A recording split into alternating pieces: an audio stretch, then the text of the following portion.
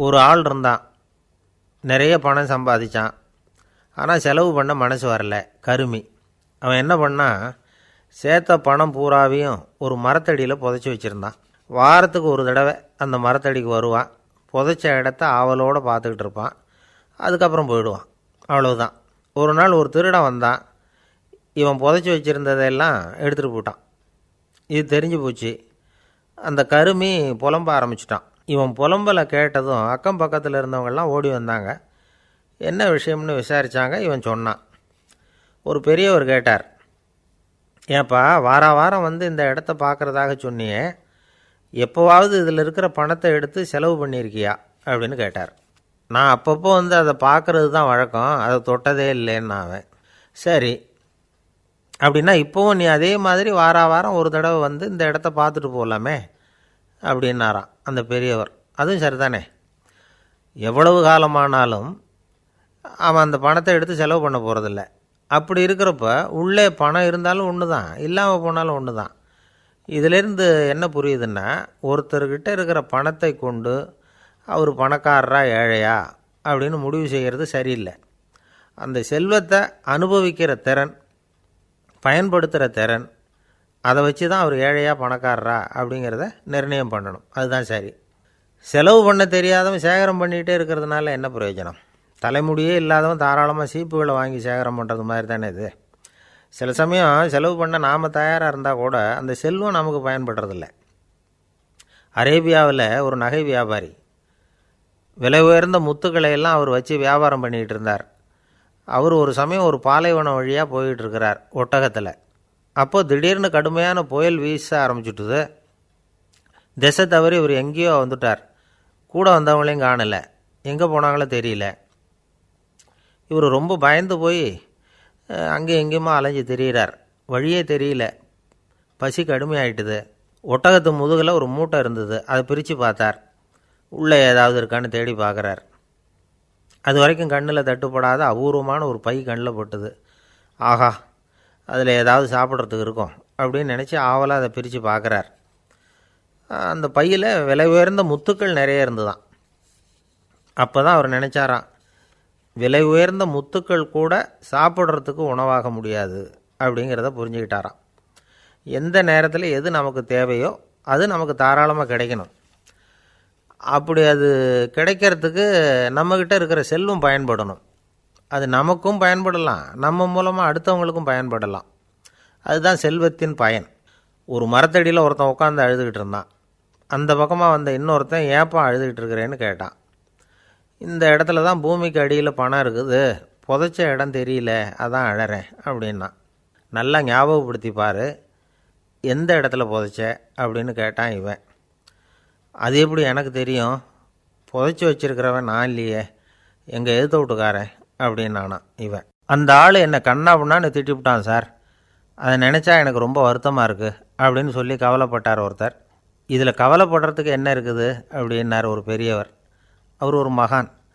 என்ன சார் இப்படி சொல்கிறீங்க, ஒருத்தர் நம்ம பார்த்து திட்டுனா வருத்தமாக இருக்காதா அப்படின்னார். அது எப்படி வருத்தமாக இருக்கும், திட்டுறதுங்கிறது என்ன, அது வெறும் சத்தம் தானே அப்படின்னார் அந்த பெரியவர். நம்ம ஆளுக்கு தலையை பிச்சுக்கலாம் போல் இருந்தது. இருக்காத அப்படின்னா நமக்கே அப்படி தானே தோணுது. அந்த பெரியவர் சொல்கிறது ரொம்ப பெரிய விஷயம். அதை நாம் புரிஞ்சிக்க முயற்சி பண்ணலாம்னா நடைமுறை வாழ்க்கைக்கு அது ஒத்து வர்றது மாதிரி தெரிய மாட்டேங்குது. இருந்தாலும் அந்த பெரியவர் அதுக்கு என்ன தான் விளக்கம் கொடுக்குறாருன்னு பார்ப்போமே. ஒரு ரயில் போயிட்டுருக்கு, அதில் ஒரு சாது போயிட்டுருக்கார். அந்த ரயில் வந்து அவர் ஹரித்வாரம் போயிட்டுருக்கார். அவர் ரயிலில் ஏகப்பட்ட கூட்டம். நம்ம ஊர் ரயில் கேட்க வேணும், டிக்கெட் வாங்கிட்டு கொஞ்சம் பேர், வாங்காத கொஞ்சம் பேர். அது என்னத்துக்கு அனாவசியமாக டிக்கெட் அப்படிங்கிற நினப்பில் பாதி பேர். இந்த கூட்டத்துக்கு மத்தியில் அந்த சாதுவும் போயிட்டுருக்கிறார். உட்கார்றதுக்காக இருந்த இடத்துல ஒரு ஆள் படுத்துருக்கிறான், கொஞ்சம் முரட்டு ஆசாமி. அவன் கால் பக்கத்தில் கொஞ்சோண்டு இடம் பாக்கி இருந்தது. அந்த இடத்துல இந்த சாது உட்காந்துருந்தார். மெதுவாக உட்காந்துக்கிட்டார் போய். ஆனால் அந்த ஆள் ராத்திரி பூரா இவரை காலால் உதச்சிக்கிட்டே இருக்கிறான். அது இவருக்கு ரொம்ப அவமானமாக பட்டுது. அதனால் துக்கம் ஏற்பட்டுது. இருந்தாலும் அதை ஒரு மாதிரியாக சகிச்சுக்கிட்டே இவர் வந்து சேர்ந்தார். பொழுது விடிஞ்சுது. அந்த சாது ஹரித்வார் வந்து சேர்ந்தார். அங்கே ஒரு பெரிய ஞானியை சந்தித்தார். ராத்திரி ரயிலில் அந்த ஆள் உதைச்சதையும் அதனால் தனக்கு ஏற்பட்ட துக்கத்தையும் இந்த சாது அந்த ஞானிகிட்ட சொன்னார். சொல்லிவிட்டு, ஏன் சுவாமி, எனக்கு துக்கம் ஏற்பட்டதே அது தப்பா அப்படின்னு கேட்டார். தவறு தான்னார் அந்த ஞானி. உனக்கு இன்னமும் தேக அபிமானம் போகலைங்கிறது தான் அது காட்டுது. அஷ்டாவக்கிரர் என்ன சொல்கிறார் தெரியுமா? உண்மையான ஞானி யாராவது தன்னை வந்தனை செய்தால் அதற்காக சந்தோஷப்பட மாட்டார், யாராவது நிந்தனை செய்தால் அதற்காக வருத்தப்பட மாட்டார் அப்படின்னு சொல்கிறார். நிந்தனைங்கிறது ஒரு ஒலி தான். தேகாபிமானம் இருக்கிற வரைக்கும் இந்த ஒலி நம்மளை வேதனைப்படுத்தும். நான் தேகம் இல்லை ஆத்மா அப்படிங்கிற நினைவு இருந்தால் இந்த ஒலி நம்மளை பாதிக்காது. மனு என்ன சொல்கிறார் தெரியுமா? ஒரு சாதகன் பாராட்டுதலை விஷம்னு நினச்சி பயப்படணும், அவமானத்தை அமிர்தம்னு நினச்சி சந்தோஷப்படணுங்கிறார். அவமானப்பட்டால் கவலைப்படாமல் எப்படி இருக்க முடியும் அப்படின்னு தான் நமக்கு தோணும். அதனால தான் நம்மளில் யாரும் இதுக்கு உதாரணமாக யாரையும் காட்ட முடியல. புத்தரையும் கபீரையும் உதாரணமாக காட்டுறாங்க. அவங்களுக்கெல்லாம் அவமானம் ஏற்பட்டப்போ கவலையே படலையாம்.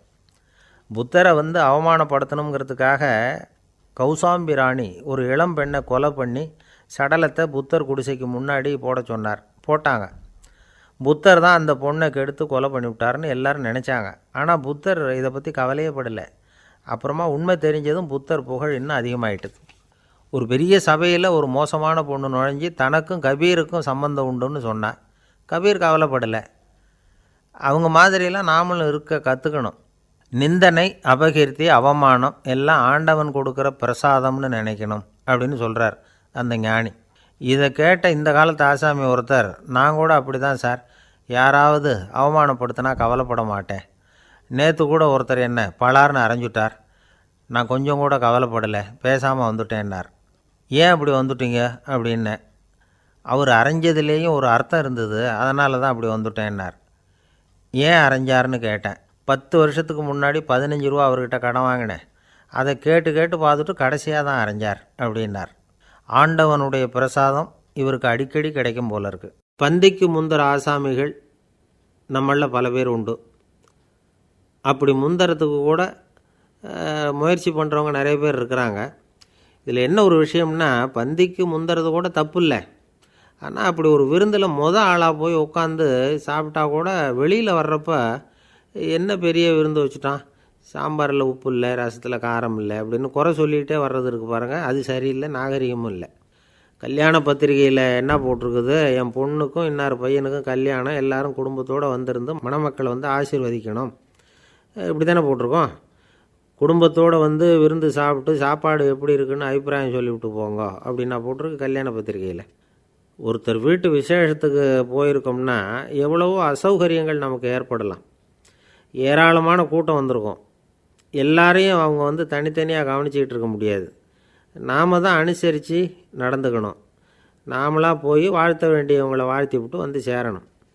அதை விட்டுட்டு பத்திரிக்கை கொடுத்தானேன்னு போனேன், கவனிப்பே சரியில்லை அப்படின்னு புலம்பிக்கிட்டு இருக்கக்கூடாது.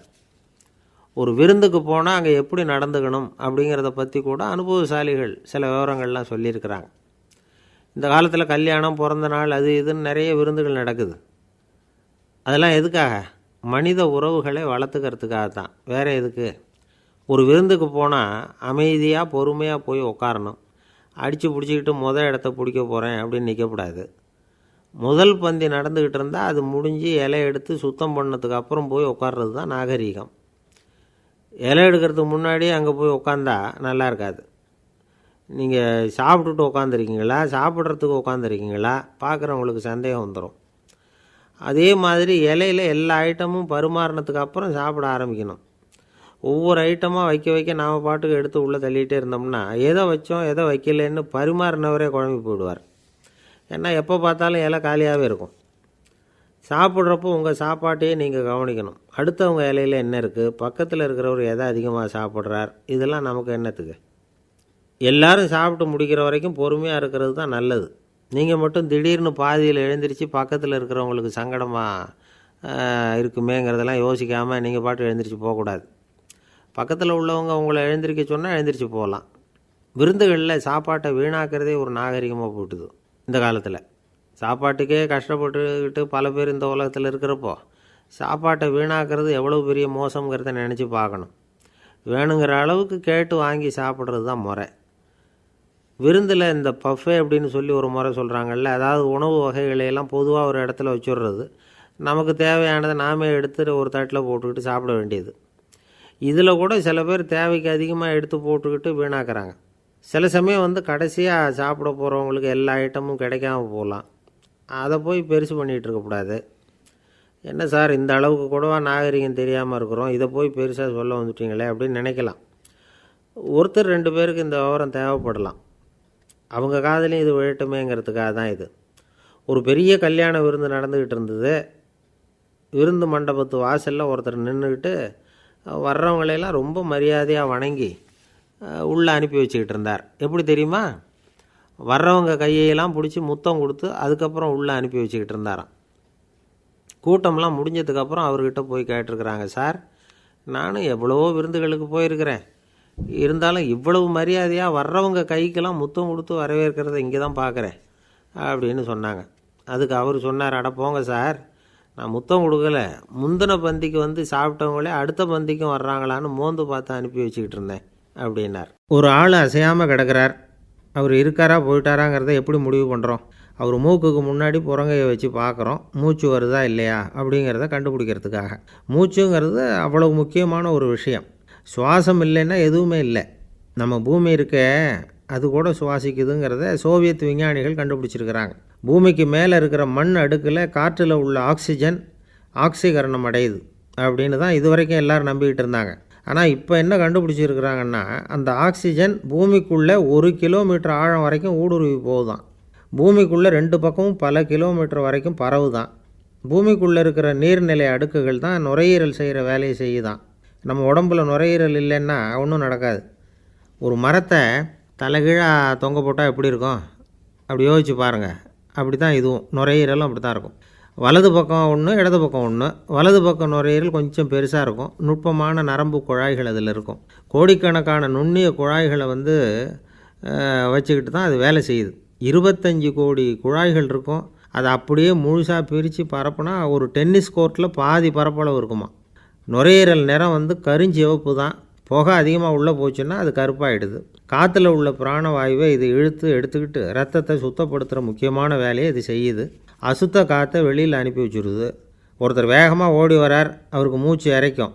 பயங்கரமாக எதையாவது பார்த்து விடுறார், உடனே மூர்ச்சை ஆகிடுவார். இது மாதிரி சமயங்களில் வேறு எந்த தூண்டுதலும் இல்லாமல் நுரையீரல் தானாகவே இயங்கும்.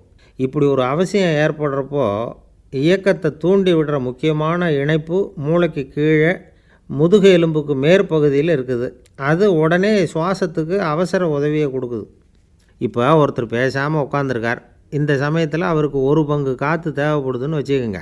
அவர் எழுந்திரிச்சு நடக்கும் பொழுது 1.5 மடங்கு தேவைப்படும். ஓடினார்னா 3 மடங்கு தேவைப்படும். படுத்துருக்கிறப்ப 1/2 மடங்கு தான் தேவைப்படும். இதுக்கு நிமிஷத்துக்கு 16 தடவை மூச்சு விட்டாகணும். இப்படி சாதாரணமாக உள்ளே இழுக்கிற காற்று கொஞ்சம்தான் இருந்தாலும் இது மாதிரி 8 மடங்கு காற்றை உள்ளே இழுத்து வச்சுக்கிற சாமர்த்தியம் நுரையீரலுக்கு இருக்குதான். தண்ணி, நுண்கிருமிகள், ரசாயன பொருள் இப்படி எது உள்ளே போனாலும் நுரையீரல் சமாளிச்சுக்கும். 30 வருஷமாக விடாத புகை பிடிக்கிறவர் தொடர்ந்து உள்ளே அனுப்பி வைக்கிற புகையை கூட சமாளிக்குதுன்னா பார்த்துங்களேன். உள்ளே போகிற புகை நுட்பமான சுவாச முடிச்சுகளை அழிச்சு விடுது.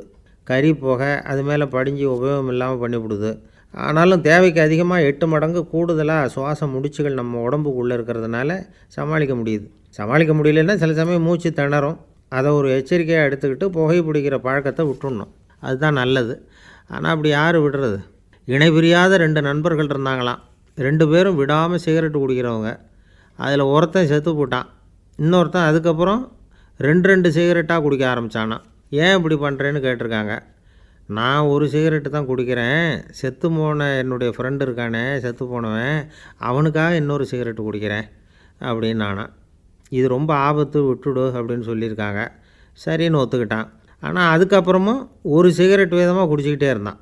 சிகரெட்டு பழக்கத்தை நீ இன்னும் விடலையான்னு கேட்டாங்களாம். அந்த பழக்கத்தை நான் எப்போவோ விட்டுட்டேன், இப்போ நான் குடிக்கிறது என் ஃப்ரெண்டுக்காக அப்படின்னு நானா. இவங்கெல்லாம் எப்படி திருந்துறது? ஒரு ஊரில் ஒரு ஆள் இருந்தான். அவனுக்கு ஒரே ஒரு மகள். அவளை நல்ல இடத்துல கட்டி கொடுக்கணும்னு ஆசைப்பட்டான். அதுக்காக மாப்பிள்ளை தேடிக்கிட்டு இருந்தான். அவன் கொஞ்சம் வசதியான ஆள், அதனால் நிறைய பேர் வந்தாங்க. இருந்தாலும் ஒரு நல்ல குணமுள்ள மாப்பிள்ளையாக இருக்கணும் அவன் எதிர்பார்த்தான். அப்படி இருக்கணும்னு தொடர்ந்து முயற்சி பண்ணான். கடைசியாக ஒரு 3 பேர் கிடைச்சாங்க. அந்த 3 பேரில் யாரை தேர்ந்தெடுக்கிறது? இதுதான் அவனுக்கு வந்த குழப்பம். இந்த நிலைமையில் ஒரு பெரியவரை தேடி போனான். அவர்கிட்ட தன்னுடைய பிரச்சனையை சொன்னான். அவர் கொஞ்சம் யோசனை பண்ணார். அதுக்கப்புறம் 3 பேரையும் கூப்பிட்டார். இதை பாருங்கப்பா, உங்கள் 3 பேருக்கும் 3 மாத கால அவகாசம் தர்றேன். நீங்கள் இப்போ போகலாம். 3 மாதம் கழித்து திரும்பி வரலாம். அப்படி வரும்பொழுது இந்த 3 மாத காலத்தில் நீங்கள் செஞ்ச நல்ல காரியம் ஏதாவது ஒன்று சொல்லணும். அதை வச்சு உங்களில் ஒருத்தரை நாங்கள் தேர்ந்தெடுத்துக்கிறோம் அப்படின்னு சொன்னாராம். 3 பேரும் சரின்னு சொல்லிவிட்டு திரும்பி போயிட்டாங்க. 3 மாதம் ஆச்சு. அதுக்கப்புறம் ஒரு நாள் திரும்பி வந்தாங்க. அவர் அவங்கள கூப்பிட்டு உட்கார வச்சார். அப்புறம் கேட்டார், இப்போ சொல்லுங்கள், இந்த 3 மாத காலத்தில் நீங்கள் செஞ்சுருக்கிற ஏதாவது ஒரு நல்ல காரியத்தை சொல்லுங்கள் அப்படின்னார். முதல்ல ஒருத்தன் எழுந்திரிச்சு நின்னான். ஐயா, எங்கள் அப்பா இறந்த பிறகு அவரோட கணக்கு வழக்குகளை எடுத்து பார்த்துக்கிட்டு இருந்தேன். அவர் ஒரு வியாபாரிகிட்ட 10,000 ரூபா கடன் வாங்கியிருக்கிறதாக எழுதியிருந்தார். அந்த வியாபாரியும் இப்போ உயிரோடு இல்லை. இருந்தாலும் அந்த வியாபாரியோட மகனை தேடி கண்டுபிடிச்சேன். கணக்கு புத்தகத்தை காட்டினேன். உங்கள் அப்பா கிட்ட 10,000 ரூபா கடன் வாங்கியிருக்கிறதாக இதை எழுதியிருக்கிறார். அதனால் அதை திருப்பி கொடுக்கறதுக்காக வந்திருக்கிறேன். இந்தாங்க அந்த பணம் அப்படின்னு சொல்லி கொடுத்துட்டு வந்துட்டேன் அப்படின்னு நானாம். இதை பெரியவர் கவனமாக கேட்டுக்கிட்டார். அதுக்கப்புறம் 2வது இளைஞன் எழுந்திரிச்சான். ஐயா, நான் போன மாதம் ஒரு நாள் ராத்திரி வேளையில் ஒரு காட்டுப்பாதை வழியாக எங்கள் ஊருக்கு போய்கிட்டு இருந்தேன். அந்த சமயத்தில் அந்த வழியாக வந்துக்கிட்டு இருந்த ஒரு வழிப்போக்கர்கிட்ட 4-5 திருடர்கள் வம்பு வளர்த்து அவர்கிட்ட இருந்த பொருளை எல்லாம் கொள்ளையடிச்சிக்கிட்டு இருந்தாங்க. நான் உடனே ஒரு குச்சியை எடுத்துகிட்டு ஓடினேன். அந்த திருடர்களை அடித்து விரட்டினேன். பொருளையெல்லாம் மீட்டு அந்த வழிப்போக்கர்கிட்ட ஒப்படைச்சேன். அவரை பத்திரமா அழைச்சிக்கிட்டு போய் அவர் வீட்டில் விட்டுட்டு வந்தேன் அப்படின்னு நானும். இதையும் பெரியவர் கவனமாக கேட்டுக்கிட்டார்.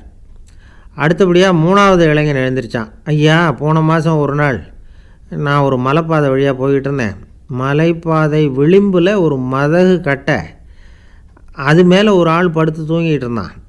அந்த பக்கம் தவறி உருண்டு விழுந்திருந்தான்னா அதில் பாதாளம். அது மலையடி வாரத்தில் போய் தான் விழணும். அவ்வளவு பள்ளம். அது தெரியாமல் அவன் பாட்டுக்கு தூங்கிட்டு இருந்தான். நான் உடனே அவன்கிட்ட ஓடி போய் குனிஞ்சு அவன் முகத்தை பார்த்தேன். அப்போ தான் புரிஞ்சுது, அவன் ஏற்கனவே எனக்கு தெரியும். எனக்கு நிறைய கெடுதல் பண்ணியிருக்கிறான், இடைஞ்சல் கொடுத்தவன். இருந்தாலும் ஐயோ பாவம்னு நினச்சி அவனை எழுப்பி பாதுகாப்பாக வேறு ஒரு இடத்துல படுக்க வச்சுட்டு வந்தேன் அப்படின்னு நானும். பெரியவர் இதையும் கேட்டுக்கிட்டார்.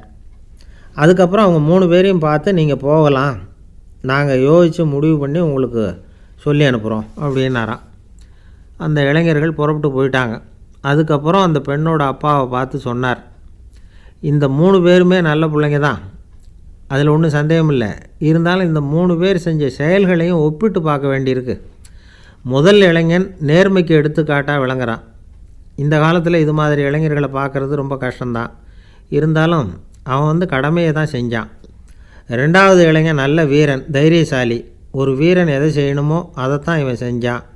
இவன் ஒரு லட்சிய மனிதன். 3வது இளைஞன் தன்னுடைய பகைவனுக்கே உதவி செஞ்சுருக்கான். அவன் உயிரை காப்பாற்றியிருக்கிறான். பகைவனுக்கு அருள்வதுங்கிறது ஒரு சாதாரண மனுஷனால் செய்யக்கூடிய காரியம் இல்லை.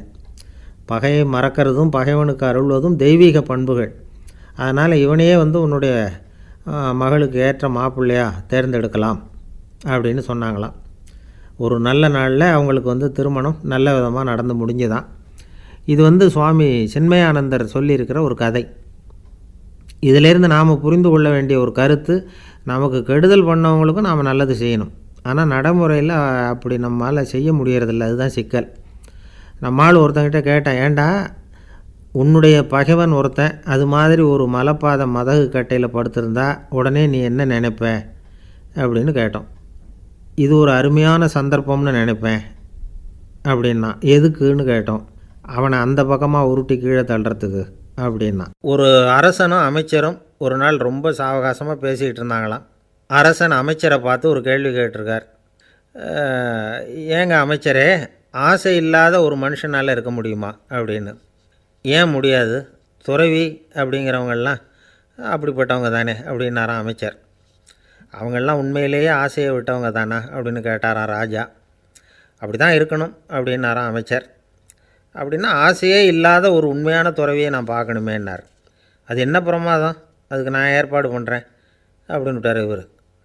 சொல்லிவிட்டு உடனே புறப்பட்டு போனார். அங்கே தேடினார். அப்புறம் தான் அவருக்கு புரிஞ்சுது உண்மை துறவியை கண்டுபிடிக்கிறது எவ்வளவு கஷ்டமான காரியம்னு. இருந்தாலும் ராஜா கிட்ட சொல்லியாச்சே, உண்மை துறவியை காட்டுறேன்னு. இப்போ என்ன பண்ணுறது? ராஜா கிட்ட சொன்னபடி நடக்கலைன்னா அவருக்கு கோபம் வந்துடும். அமைச்சர் ஒரு யோசனை பண்ணார். அவருக்கு ஒரு வழி தெரிஞ்சுது. அதுதான் சரின்னு முடிவு பண்ணார். அதாவது அந்த ஊரில் அவருக்கு தெரிஞ்ச நாடக நடிகர் ஒருத்தர் இருக்கிறார், நல்லா நடிப்பார். அவரை போய் பார்த்தார். இதை பாருப்பா, எனக்காக நீ ஒரு காரியம் செய்யணும்னார். என்னன்னு கேட்டார் அவர். நீ ஒரு துறவி மாதிரி கொஞ்சம் நேரத்துக்கு நடிக்கணும். ராஜா வந்து உன்னை பார்த்துட்டு போகிற வரைக்கும் நடி, அது போதும். அதுக்காக உனக்கு 10,000 ரூபா தரேன் அப்படின்னார். அவர் எந்த காலத்தில் இவ்வளோ பணத்தை மொத்தமாக பார்த்துருக்கார். அதனால் உடனே சரின்னு ஒத்துக்கிட்டார். அமைச்சர் வந்து அரண்மனைக்கு திரும்பி வந்தார். என்ன அமைச்சரே, இன்னுமா ஒரு உண்மையான துறவி கிடைக்கலன்னார். உண்மையான துறவி ஒருத்தரை இப்போ தான் கொஞ்ச நேரத்துக்கு முன்னாடி பார்த்து பேசிவிட்டு வர்றேன். அவர் நம்ம ஊருக்கு வெளியில் குளத்தங்கரையில் உள்ள ஒரு ஆலமரத்துக்கு அடியில் உட்காந்துருக்கிறார் அப்படின்னார் இவர். அப்படின்னா உடனே புறப்படுங்க அப்படின்னார் ராஜா. பரிவாரங்களோடு புறப்பட்டார். அங்கே அந்த மரத்தடியில் அந்த ஆள் வேஷம் போட்டுக்கிட்டு துறவி மாதிரி உட்காந்துருக்கிறான். ராஜா நேராக போனார். அந்த துறவி காலில் பொத்துன்னு விழுந்து வணங்கினார். உடனே ராணி அவர் காலில் விழுந்தாங்க. அடுத்தபடியாக அமைச்சர் விழுந்தார். அவருக்கு தெரியும் இது நம்ம ஆள் தான்னு. இருந்தாலும் என்ன பண்ணுறது, நேரம். அப்புறம் பரிவாரங்கள்லாம் துறவி காலில் விழுந்து ஆசீர்வாதம் வாங்கிட்டாங்க. ராஜா அப்புறமா தங்கத்தட்டில் பொன்னையும் பொருளையும் வச்சு அந்த துறவிக்கிட்ட ரொம்ப பணிவாக நீட்டுறார். தாங்கள் தயவு பண்ணி இதை ஏற்றுக்கணும் அப்படின்னு வேண்டிக்கிட்டார். அந்த துறவி பற்றில்லாமல் அதை பார்த்தார். எல்லாத்தையும் திறந்துவிட்ட எனக்கு இதெல்லாம் எதுக்காக அப்படின்னு சொல்லி அதை மறுத்துட்டாராம். ஆஹா, உண்மையான துறவியை பார்த்துட்டோம் அப்படிங்கிற ஆனந்தம் அரசருக்கு. ரொம்ப நிம்மதியாக திருப்தியாக திரும்பி வந்தார் அரண்மனைக்கு. அதுக்கப்புறம் அமைச்சர் யாருக்கும் தெரியாமல் அந்த துறவிகிட்ட ஓடினார்.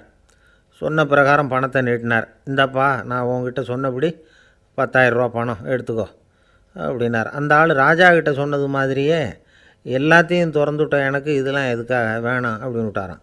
நடித்த வரைக்கும் போதும்ப்பா, இனிமேல் இந்த நாடக வசனம்லாம் வேணாம், வேஷத்தை கலைச்சிரு, பணத்தை வாங்கிக்கோன்னார். இல்லைங்க, இது வேஷம் இல்லை, இது வசனமும் இல்லை, இது உண்மை. கொஞ்ச நேரம் துறவி மாதிரி நடித்ததுக்கே இந்த தேசத்து ராஜா, ராணி, அமைச்சர், பரிவாரங்கள் எல்லாம் என் காலில் விழுந்து வணங்குறாங்க. அப்படின்னா உண்மையான துறவியாக இருக்கிறது எவ்வளவு பெருமையான விஷயம். நான் உண்மையான துறவியாக ஆக போகிறேன், அப்படி முடிவும் பண்ணிட்டேன் அப்படின்னார் அந்த நடிகர். வேஷம் கூட எப்படிப்பட்ட விளைவுகளை உண்டு பண்ணுது பார்த்தீங்களா. நம்மால் ஒருத்தன் ரொம்ப வசதியாக தான் இருந்தான். ஒரு நாள் அவன் சொத்து பூரா திருட்டு போயிட்டுது. அதுக்கப்புறம் இவன் துறவி மாதிரி ஆகிட்டான். ஊர் ஊராக சுற்றினான். ஒரு குருநாதரை தேடி கண்டுபிடிச்சான். அவர்கிட்ட சீடனாக சேர்ந்துக்கிட்டான். அவனை பார்த்து ஒருத்தர் கேட்டார், நீ உண்மையான சீடன் தானான்னு. இல்லைங்க, சீடன் மாதிரி நடிச்சுக்கிட்டு இருக்கிறேன் அப்படின்னா. அது குரு துரோகம் இல்லையா அப்படின்னு கேட்டார் அவர். இல்லைங்க, நான் பண்ணது குரு துரோகம் இல்லை, என் குரு பண்ணது தான் துரோகம். என்னுடைய பணத்தை கொள்ளையடித்தது இவர் தான். அதை எங்கே வச்சுருக்காருன்னு கண்டுபிடிக்கிறதுக்காக தான் இவர்கிட்ட வந்து சீடனாக சேர்ந்துருக்கிறேன் அப்படின்னா. அம்மாக்காரங்களுக்கு அடிக்கடி ஏற்படுற கவலை ஒன்று உண்டு. அதாவது குழந்தை சரியாக சாப்பிட மாட்டேங்குதே அப்படிங்கிற கவலை. இவங்கெல்லாம் ஒரு விஷயத்தை நல்லா புரிஞ்சுக்கணும். குழந்தைகள்ங்கிறவங்க பெரியவங்க மாதிரி இல்லை. அவங்க கடிகாரத்தில் மணியை பார்த்துட்டு சாப்பிட்றதுக்கு உட்கார்ற ரகம் கிடையாது. பசிச்சா சாப்பிடுவாங்க, இல்லைன்னா விளையாடுவாங்க அல்லது தூங்குவாங்க. அது புரியாமல் அவங்கள கட்டாயப்படுத்தி அல்லது மிரட்டி சாப்பிட வைக்கிறது ரொம்ப தப்பு. ஒரு 8 மாத குழந்தைக்கு 3 மணி நேரத்துக்கு ஒரு தடவை பசிக்கும். அந்த நேரம் பார்த்து சாப்பாடு கொடுத்தா அடம் பண்ணாமல் அது பாட்டுக்கு சாப்பிட்றோம். அதே குழந்தைக்கு 1 வயசு ஆகிறப்போ 4 மணி நேரத்துக்கு ஒரு தடவை பசிக்கும். இந்த வயசில் இயற்கையாகவே பசி குறைஞ்சிருக்கும். அது புரியாமல் என் குழந்தை முன்னாடி மாதிரி இப்போ சரியாக சாப்பிட மாட்டேங்கிறான் அப்படின்னு சில பேர் டாக்டர்கிட்ட போய் சொல்லிக்கிட்டு இருப்பாங்க. இன்னொரு விஷயம், ஒரு குழந்தைக்கு வயசு அதிகமாகிற வேகத்துக்கு உடம்பு எடையும் அதிகமாகிக்கிட்டே போகாது.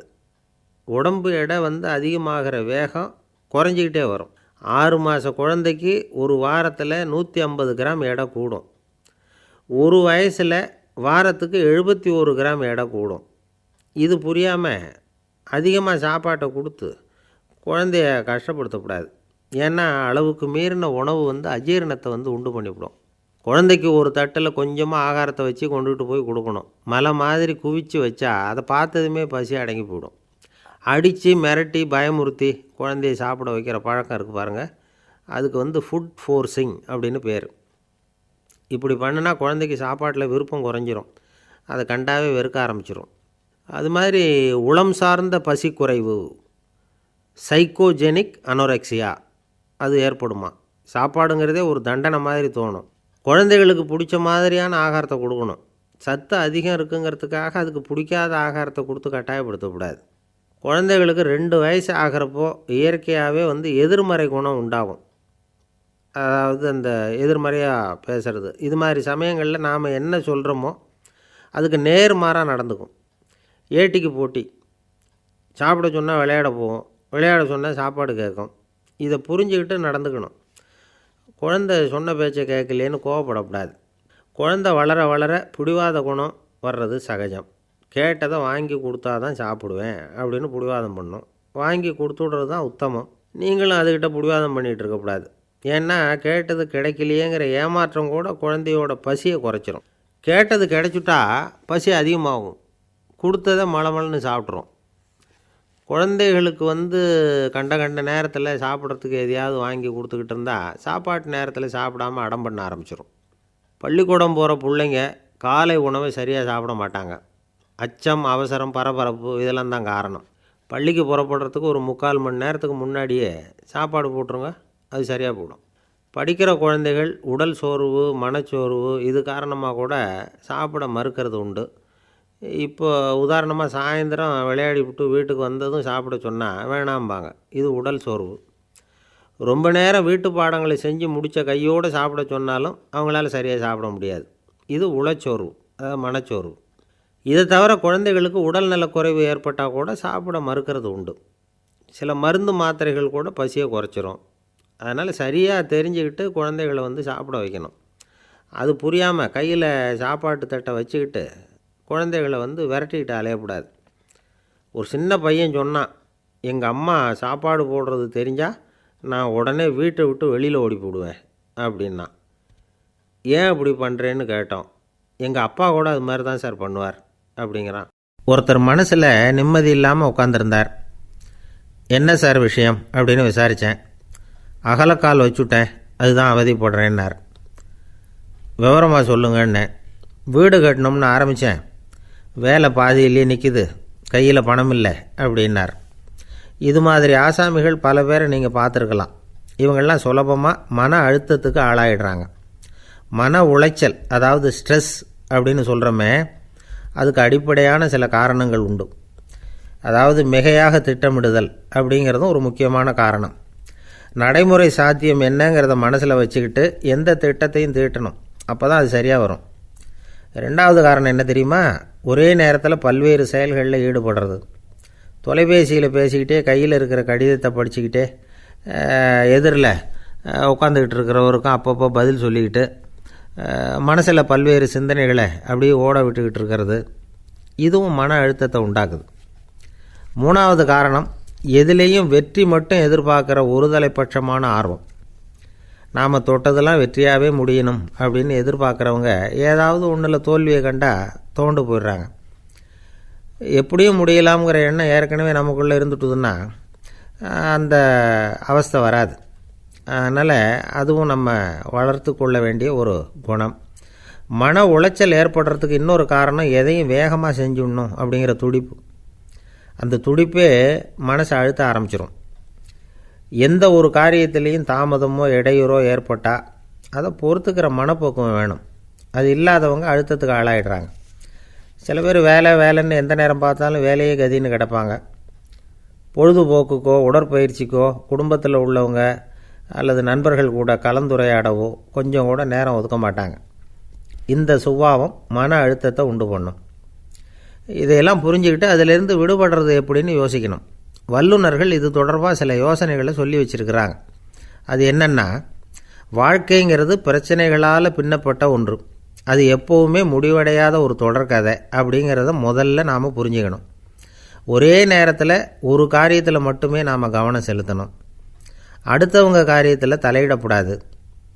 எதையும் பேச ஆரம்பிக்கிறதுக்கு முன்னாடி நம்மை நாமே கேட்டுக்க வேண்டிய கேள்வி 2. 1, நான் சொல்ல போகிறது ரொம்ப முக்கியமானதா? 2வது, நான் சொல்கிறத அவங்க கேட்குறதுக்கு ஆசைப்படுறாங்களா? நான் பேசுகிறதுக்கு அது சரியான நேரம் தானா? இதை யோசித்து பார்த்ததுக்கப்புறம் எதையும் பேச ஆரம்பிக்கணும். முடிஞ்ச அளவுக்கு வளைந்து போகிற சுபாவத்தை வளர்த்துக்கணும். நம்ம நேரம் விலை மதிப்பு இல்லாதது, அதை வீணாக்கக்கூடாது. சிரிக்க தெரியலனாலும் பரவாயில்ல, முகத்தில் கொஞ்சம் புன்முறுவலாவது காட்டணும். இதெல்லாம் ரொம்ப முக்கியம். அடுத்தவங்க ஏதாவது செஞ்சால் உடனே நன்றி சொல்ல மறக்கப்படாது. தினமும் கொஞ்சம் நேரத்தை தனிமையில் செலவு பண்ணணும். மன உளைச்சலிருந்து விடுபடுறதுக்கு 3 முக்கிய வழிகள் சொல்கிறாங்க. அதை சுருக்கமாக ரெட் அப்படின்னு சொல்கிறாங்க. RED ஆங்கில எழுத்தில். அந்த முதல் எழுத்து R, அது என்னென்னா ரிலாக்ஸேஷன், அதாவது இடை ஓய்வு. 2வது E வந்து எக்ஸர்சைஸ், உடற்பயிற்சி. 3வது டயட், திட்டமிட்ட உணவு முறை. அதனால் தியானம், மூச்சு பயிற்சி இதெல்லாம் வந்து இந்த இடை ஓய்வுக்கு வழிகள். எந்த வேலையையும் தொடர்ந்து செய்யக்கூடாது. எல்லார்கிட்டையும் கலகலப்பாக பழகணும். மாதத்துக்கு ஒரு நாளாவது குடும்பத்தோடு வெளியில் போயிட்டு வரணும். சுலபமான உடற்பயிற்சிகளை செய்யலாம். உடற்பயிற்சிங்கிறது நமக்காக நாம் செய்கிற ஒரு நீண்டகால முதலீடு அப்படின்னு சொல்லுவாங்க. அதாவது லாங் டேர்ம் இன்வெஸ்ட்மெண்ட்டாக. அளவோடு சாப்பிட்ணும், மெதுவாக சாப்பிட்ணும். இதெல்லாம் கொஞ்சம் மனசில் வச்சுக்கிட்டு நடந்துக்கிட்டால் மகிழ்ச்சியாக வாழலாம். சில பேர் சாப்பாட்டு விஷயத்தில் ரொம்ப அக்கறை எடுத்துக்கிறது உண்டு. ஒரு குண்டு ஆசாமி சாப்பிட உக்காந்தார். முதல்ல ஒரு மாத்திரை சாப்பிட்டார். எதுக்குன்னு கேட்டோம். பசி எடுக்கிறதுக்குன்னார். சாப்பிட்டு முடித்தார். பிறகு மறுபடியும் ஒரு மாத்திரை சாப்பிட்டார். இது எதுக்குன்னு கேட்டோம். சாப்பிட்டது ஜீரணமாகறதுக்கு அப்படின்னார். 1816 வருஷம் செப்டம்பர் மாதம் 11 பிரான்ஸ் தேசத்தில் உள்ள ஒரு மருத்துவமனை. அங்கே ஒரு இளம் டாக்டர் கொஞ்ச நாளைக்கு முன்னாடி தான் அந்த ஆஸ்பத்திரியில் புதுசாக வேலைக்கு சேர்ந்துருக்கிறார். அவர் பேர் ரெனே லெனக். அவர் அன்னைக்கு காலையில் அந்த மருத்துவமனையில் அப்படியே ரவுண்ட்ஸ் வந்துக்கிட்டு இருக்கிறார். வார்டில் ஒரு படுக்கையில் ஒரு இளம் பெண் படுத்திருக்கிறா. அந்த பொண்ணுக்கு இருதய நோயாக இருக்கலாம்ங்கிறது மற்ற டாக்டர்கள் சந்தேகம்.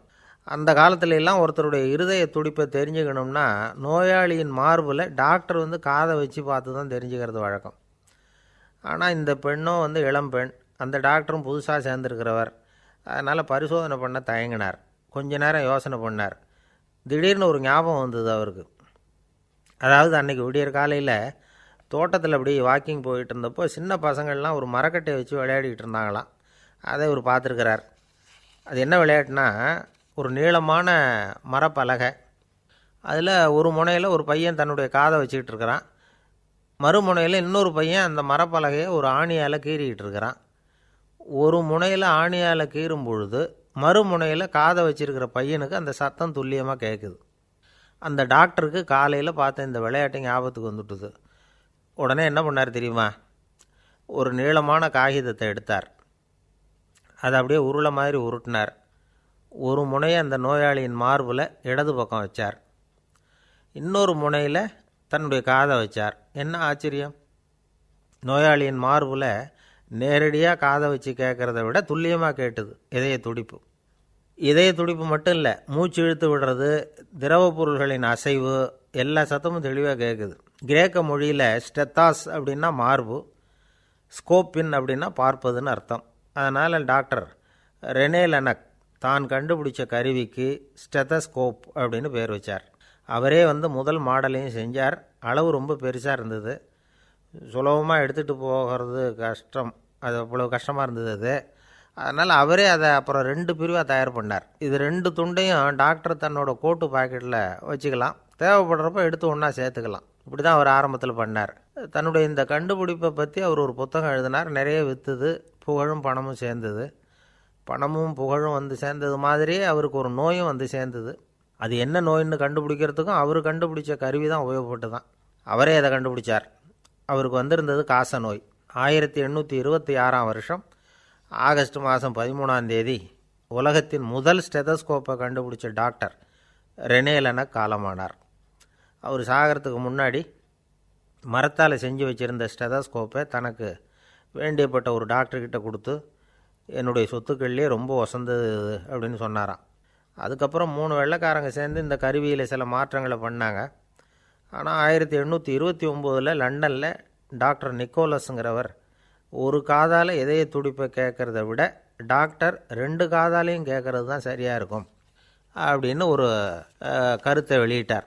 அதுக்கப்புறம் ரொம்ப காலம் கழித்து 1852 ஜார்ஜ் காமான் அப்படிங்கிறவர் ரப்பர் டியூபுகளை உபயோகப்படுத்தி 2 காதாலையும் கேட்குற மாதிரி ஒரு புதிய வடிவத்தை அதுக்கு கொடுத்தார். அதுக்கு பிறகு அது படிப்படியாக எவ்வளவோ மாற்றங்கள் இருந்தாலும் ஆரம்பத்தில் டாக்டர் ரெனே லெனக் உருவாக்கின அடிப்படை மாடலை யாரும் மாற்றி அமைக்கலைங்கிறது தான் முக்கியமான விஷயம். நமக்கு தெரிஞ்ச ஒரு ஆஸ்பத்திரி, அதில் ஒரு நோயாளி, காலை நேரத்தில் நர்ஸு அந்த பக்கமாக போய்கிட்டு இருந்தாங்க. அதை பார்த்துட்டு ஒரு நர்ஸுன்னு கத்துறார். நர்ஸு அவசரமாக ஓடி வந்து என்ன விஷயம்னு கேட்டாங்க.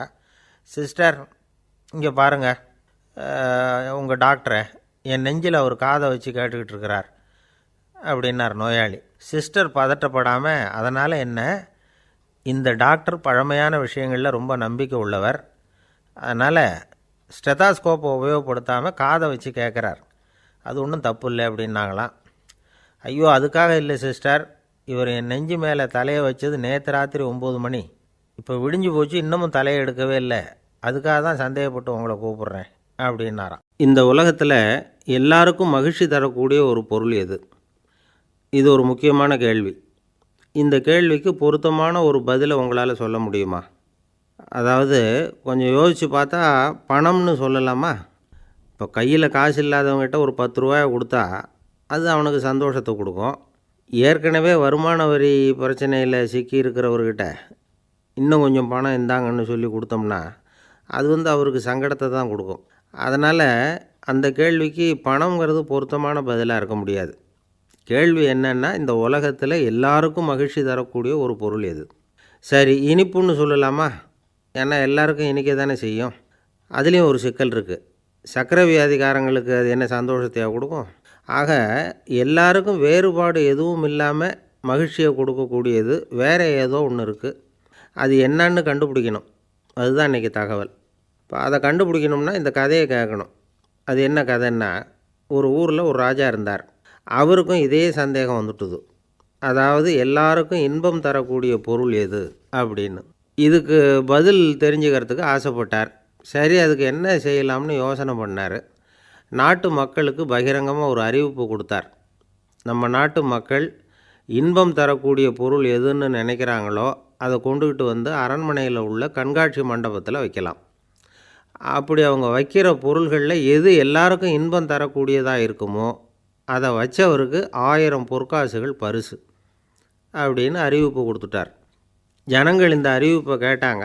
அதுக்கப்புறம் சும்மா இருப்பாங்களா? 1000 பொற்காசுன்னா சும்மாவா? அவங்க கையில் என்னென்ன கிடைச்சதோ அதையெல்லாம் கொண்டாந்து அரண்மனை காட்சி மண்டபத்தில் வச்சுட்டாங்க. அதுக்கப்புறமா ராஜா அங்கே வந்தார். ஒவ்வொன்றா பார்த்துக்கிட்டே வந்தார். முதல்ல ஒரு குயில் இருந்தது, இனிமையாக பாடக்கூடிய குயில். இந்த குயிலோட இன்னிசை எல்லாருக்கும் இன்பம் தரக்கூடியது தான். இருந்தாலும் காது கேட்காதவங்களுக்கு இந்த இசை எப்படி இன்பம் தர முடியும்? அதனால் இது சரியில்லைன்னு விட்டார். அடுத்தபடியாக போனார். அங்கே என்ன வச்சுருக்குறாங்கன்னு பார்த்தா ஒரு அழகான மயில் அங்கே தோகை விரித்து ஆடிக்கிட்டு இருக்குது. இந்த மயிலோட ஆட்டம் மனசுக்கு இன்பம் தரக்கூடியது தான். இருந்தாலும் பார்வை இல்லாதவங்க இந்த ஆட்டத்தை பார்த்து ரசிக்க முடியுமா? முடியாது. அதனால் இதுவும் சரியில்லை அப்படின்னு சொல்லிவிட்டார். அதுக்கு அடுத்தபடியாக போனார். பல வகையான இனிப்பு பண்டங்களை வச்சுருந்தாங்க. பார்த்தார், வயசானவங்களுக்கும் நோயாளிகளுக்கும் இது இன்பம் தராது, துன்பம்தான் கொடுக்கும் அப்படின்னார். இப்படி ஒவ்வொன்றா பார்த்துக்கிட்டே போகிறார். அழகான மலர்கள், கனிகள், ஓவியங்கள் எதுவுமே பொருத்தமாக தெரியல. சகல பேருக்கும் இன்பம் தரக்கூடிய வகையில் எதுவும் இல்லை. கடைசியாக வந்தார். அங்கே ஒரு களிமண் பொம்மை இருந்தது. அது என்ன பொம்மை தெரியுமா?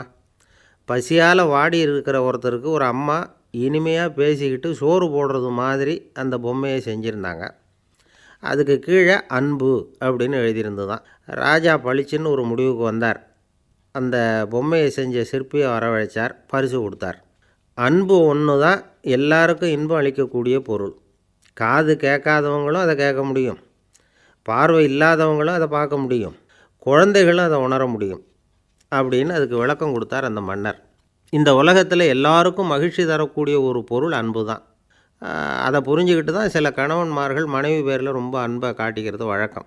ஒரு வீட்டு வாசப்படி பக்கமாக மழைக்கு ஒதுங்கினார் ஒருத்தர். மழை தூறிக்கிட்டு இருந்தது, இருட்டு நேரம். அந்த வீட்டில் இருந்தவர், இன்றைக்கி ராத்திரி வேணும்னா இங்கேயே தங்கிட்டு காலையில் போங்க அப்படின்னார். உடனே இவர் சொன்னார், ரொம்ப நன்றிங்க, ஒரு 10 நிமிஷத்தில் இதை வந்துவிடுறேன் அப்படின்னு சொல்லிவிட்டு எங்கேயோ ஓடினார். 10 நிமிஷம் கழித்து திரும்பி வந்தார். ஆமாம், எங்கே போயிட்டு வந்தீங்கன்னு கேட்டார் வீட்டில் இருந்தவர்.